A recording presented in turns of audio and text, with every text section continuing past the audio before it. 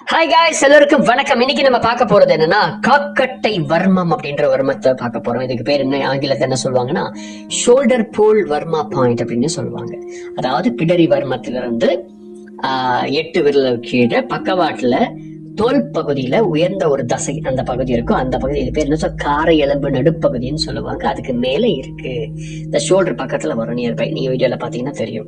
இது எப்படி தூண்டுறது அப்படின்னா இந்த வரும் பெருவிரலை பயன்படுத்தி 30 நொடிகள் அழுத்தி அதுக்கு பிறகு ஒரு 3 மினிட்ஸ் வந்து கிளாக் அண்ட் ஆன்டி கிளாக் வைஸ்ல நம்ம வந்து அதை ரொட்டேட் பண்ணலாம்.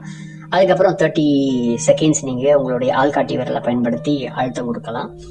தடவல் முறையும் பயன்படுத்தலாம். அதுக்கு பிறகு நோயினுடைய தன்மையை பொறுத்து வலது பக்கம் இடது பக்கம் ஒரே நேரத்துல எப்படி அந்த தனித்தனியா தூண்டணும் அப்படின்றது அதை நீங்க செய்ய போற உங்க பிரச்சனைக்குரியதை பொறுத்து அதை செய்யணும். சரி, அடுத்தது என்னன்னா இதை பண்றதுனால என்ன நமக்கு ஏற்படும் அப்படின்னா இனப்பெருக்க மண்டலத்தை நல்லா ஆரோக்கியப்படுத்தும். அது மட்டும் இல்லாம கண் பிரச்சனை, பித்தப்பை பிரச்சனை, நுரையீரல் நோய்களை சரிப்படுத்தும். கால் மாத்திரை அளவு கொடுத்தீங்க அப்படின்னா என்ன ஏற்படும்னா தோல் வலி குணமாகும், கழுத்து வலி சரியாகும், கழுத்துல சில பேர் இறுக்கமா இருக்கும் அது சரியாகும்.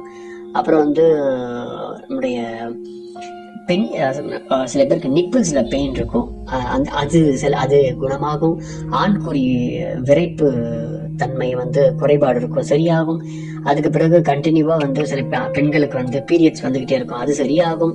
அப்புறம் வந்து இந்த இடத்துல அழுத்தத்தினால பிரசவம் ரொம்ப ஹெல்ப்ஃபுல்லா இருக்கும். அதுக்கு பிறகு ஹைப்பர் ஹார்டிசம்னு சொல்லுவாங்க. ரொம்ப ஹைப்பரா இருப்பாங்க குழந்தைங்க நிறைய பேர், அதுக்கு இதை பயன்படுத்தினா சரியாகும். நாளமில்லா சுரப்பிகள் நோய்கள் குணமாகும். தூக்கம் வர நல்லா தூக்கம் வரும். அரை மாத்திரை கொடுத்தீங்க அப்படின்னா புருட நாடி தூண்டப்படும், விசுத்தி ஆதாரம் தூண்டப்படும், வாயு பூதம் சரியாகும், வலிப்பு ஜன்னி விக்கல் சரியாகும். அதுக்கு பிறகு அதாவது இரும்பல் சொல்லுவோம் அது சரியாகும். சளி, இரும்பல், உடல் மற்றும் மன அழுத்தத்தை குணப்படுத்தும் அரை மாத்திரை. முக்கால அரை கொடுத்தீங்கன்னா இட்ஸ் வெரி டேஞ்சர். கழுத்து அப்படியே உழைஞ்சு போயிடும். அப்படியே ஆள் அப்படியே திமிர ஆரம்பிச்சிருவாங்க. அவ்வளவுதான், ஆண்குறி வந்து நரம்புலாம் அப்படியே ஒண்ணுமே இல்லாம போயிடும்.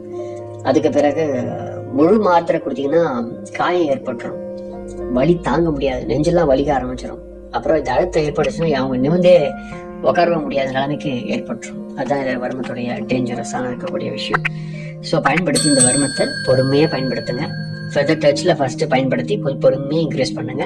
உங்களுக்கான பிரச்சனைகளுக்குரியவர்களுக்கு அதுக்கான விஷயத்த நீங்க பொறுமையா செய்யும் பொழுது நல்ல மாற்றங்கள் ஏற்படும். என்னை பொறுத்த வரைக்கும் நான் அப்படிதான் பயன்படுத்தி கத்துக்கிட்டேன் வாழ்க்கையில. பொறுமையோட ஃபர்ஸ்ட் ஃபெதர் டச், அதுக்கப்புறம் கொஞ்சம் கொஞ்சமா கால் மாத்திரைக்கு வாங்க. Thank you very much. அடுத்த பதில் வேறு ஒரு தகவலை பார்க்கலாம். நன்றி.